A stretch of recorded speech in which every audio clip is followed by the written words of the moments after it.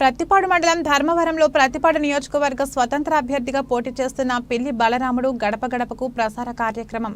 ఈ కార్యక్రమంలో ప్రజాసేవ అంకిత పార్టీ ప్రెసిడెంట్ మూర్తి స్వతంత్ర అభ్యర్థి పిల్లి బలరాముడికి మద్దతు పలికిన ప్రజాసేవ అంకిత పార్టీ గత ప్రభుత్వంలో జరిగిన అన్యాయాలు అక్రమాలు పిల్లి బలరాముడు దృష్టికి తీసుకురావాలని కోర్టు ద్వారా ఆయన న్యాయం జరిగేలా చూస్తామని ప్రజాసేవ అంకిత పార్టీ ప్రెసిడెంట్ మూర్తి తెలిపారు. ధర్మవరంలో జగనన్న ఇంటి స్థలాలు నిగ్గు తేల్చేందుకు సిద్ధమని హామీ ఇచ్చారు.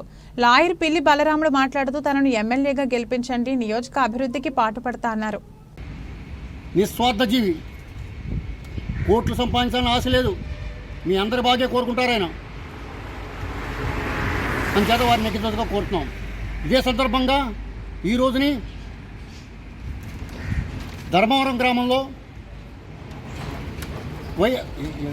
పథకంలో చాలామందికి ఇళ్ల స్థలాల పట్టాలు ఇచ్చారు, ఇల్లు కట్టుకోవడం కూడా జరిగింది.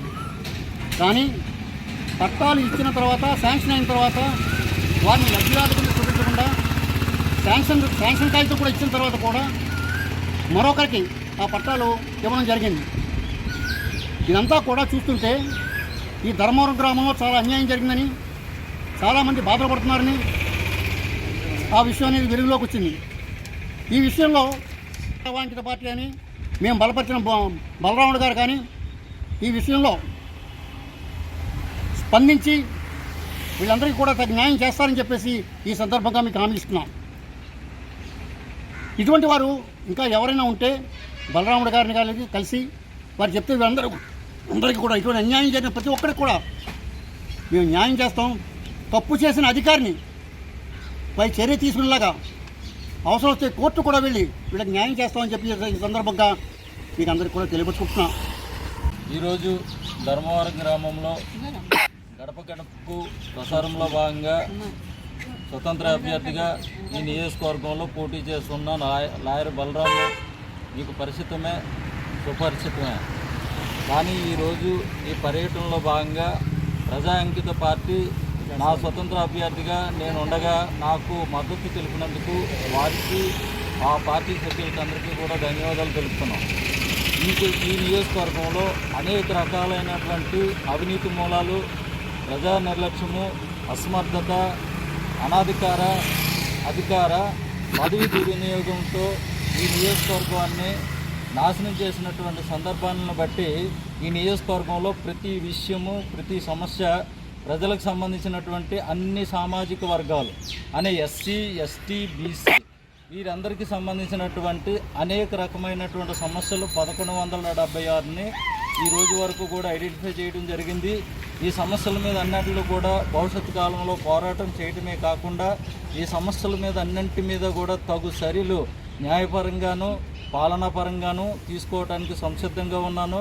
అలాగే ఈ నియోజకవర్గంలో జగనన్న పథకంలో, జగనన్న ఇళ్ల స్థలాల్లో లబ్ధిదారులకి అన్యాయం జరిగిందని, ఆ లబ్ధిదారులు ఈ రాజకీయ నాయకుల అండదండలతో పేర్లు మార్పు చేసి వారికి వచ్చినటువంటి హక్కులు, అంటే పేదవారికి వచ్చినటువంటి హక్కుల్ని భగ్నం చేసి అధికార దుర్వినియోగానికి పాల్పడుతూ అవినీతి మూలాల ద్వారా మార్పులు చేశారనేది ఈ గడప గడపకు వచ్చినటువంటి పర్యటనలో భాగంగా ప్రజలు తెలియపరచడం జరిగింది. ఇక భవిష్యత్తు కాలంలో రేపొద్దున ప్రజలందరూ కూడా జీవించి ఈ నియోజకవర్గ ఎమ్మెల్యేగా కానీ నేను గెలుపొందినట్లయితే ప్రతి గ్రామంలో జరిగినటువంటి అవినీతి మూలాలన్నింటినీ కూడా ప్రజల సమక్షంలోనే వెలికి తీయడమే కాకుండా ఆ అవినీతికి పాల్పడినటువంటి అధికారులైనా, ప్రజాప్రతినిధులైనా రాజకీయ పరంగానో, పాలనా పరంగానో అధికారపూర్వకమైనటువంటి చర్యలు తీసుకోవడమే కాకుండా అవినీతి మూలాల ద్వారా జరిగినటువంటి వాటిని అన్నింటిని కూడా తిరిగి రాబట్టి నిజంగా వాస్తవంగా అర్హుడైనటువంటి హక్కుదారులకు ఆ స్థలాలను అప్పగించడమే కాకుండా వారి మనోభావాలు దెబ్బతిని వారు కించపరిచి వారికి సాధక బాధకాలు ఏర్పాటు చేసి సమస్యలు సృష్టించినటువంటి పొలిటికల్ లీడర్స్, అధికారుల మీద తగు చర్యలు చట్టపరంగా తీసుకోవడం జరుగుతుందని